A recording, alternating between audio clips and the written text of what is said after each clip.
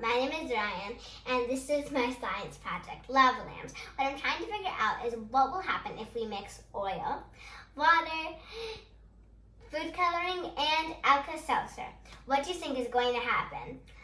My hypothesis is I think the water and the oil is going to separate, and the food coloring and the oil will stick together. The Alka-Seltzer will make bubbles go to the top and make it look like real lava.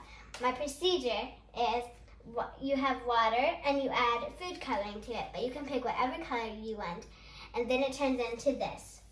And then you get a bottle and you add three quarters of oil into the cup, and then you put these two together and it turns into this.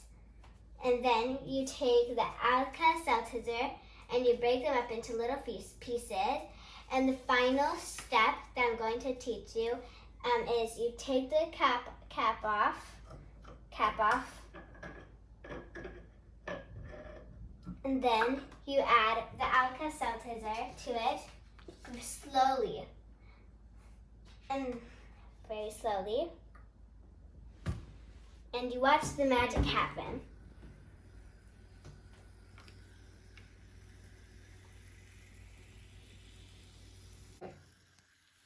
You put the cap back on,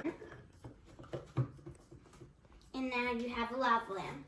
Results: oil and water do not mix. The food coloring did not stick with the oil. It stayed mixed with the water. When we added the Alka-Seltzer tablets, it started to fizz and bubbles. Colored bubbles went up, burst at the surface. It looked really cool. After a while, the bubbles and fizz went away. In conclusion, oil and water do not mix.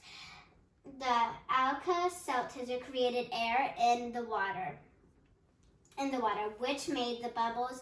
It was fun to make my own lava lamp.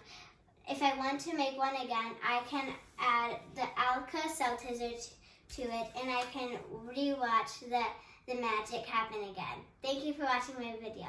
Bye.